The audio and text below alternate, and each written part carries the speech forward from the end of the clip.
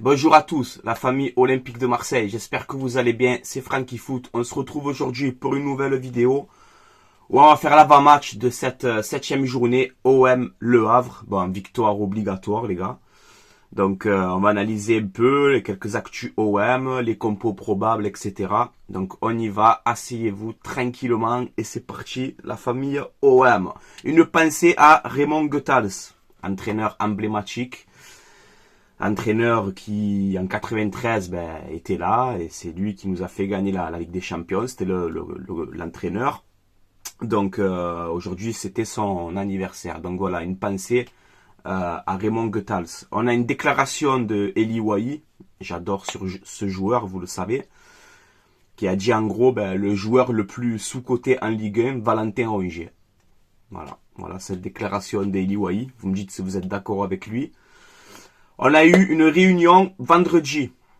Alors, entre Ribalta, Longoria, Irondo et Tessier. Voilà, tout l'organigramme, quelques personnes de l'organigramme de l'OM.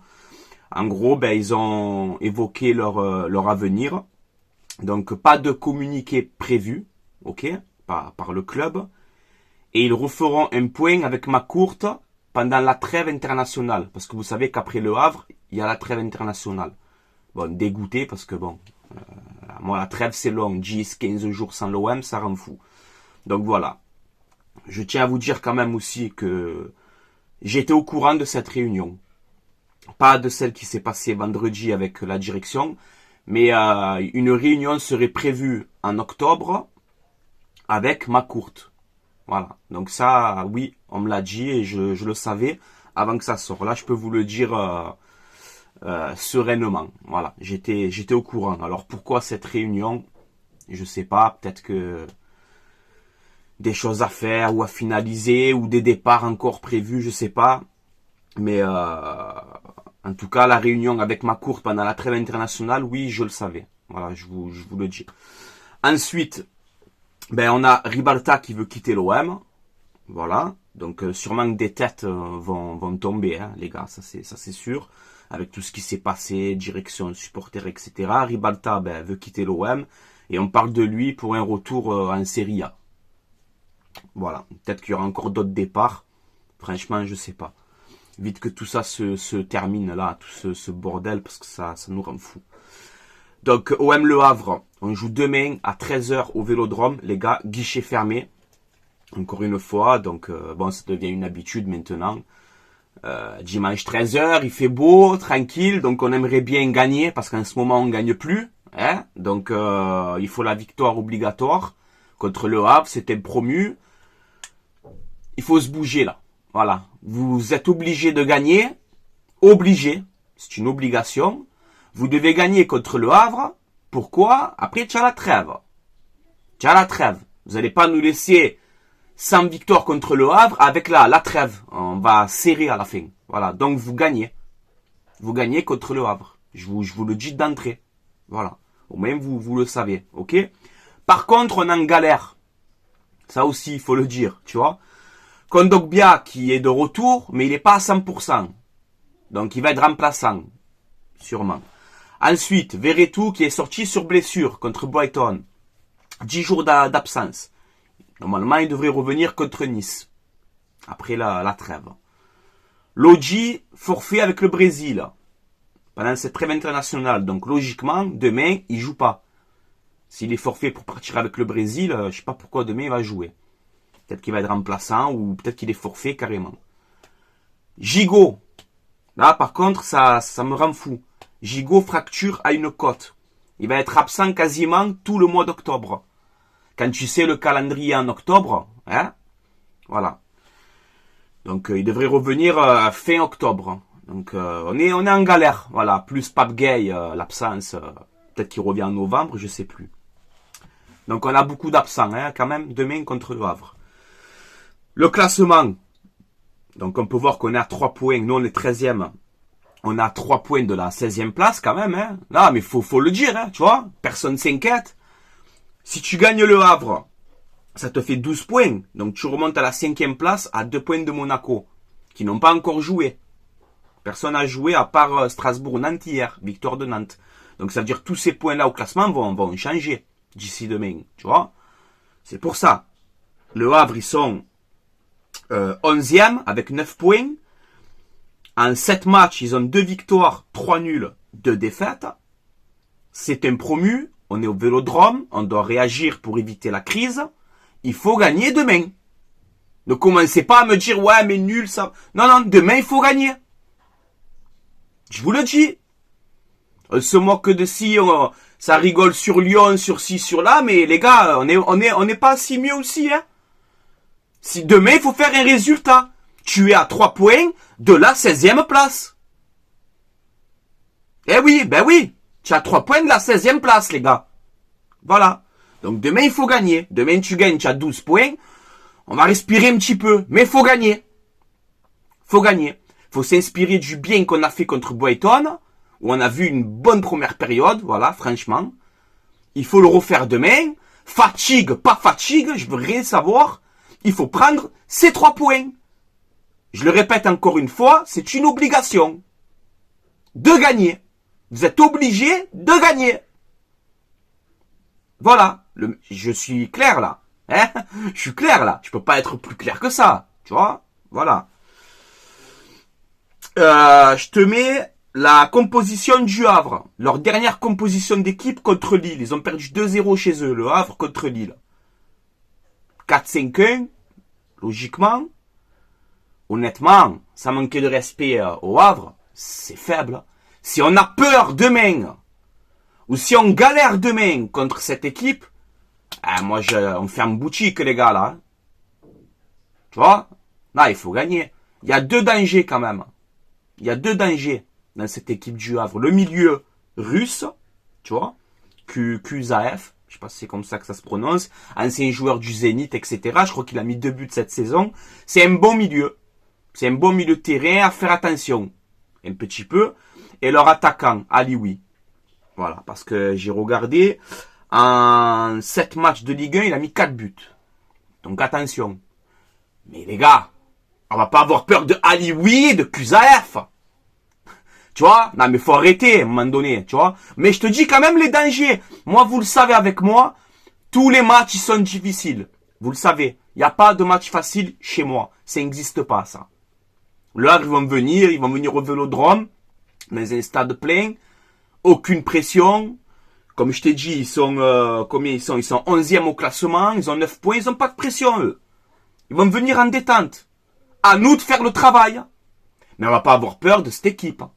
Faut pas déconner, quand même, tu vois? Voilà.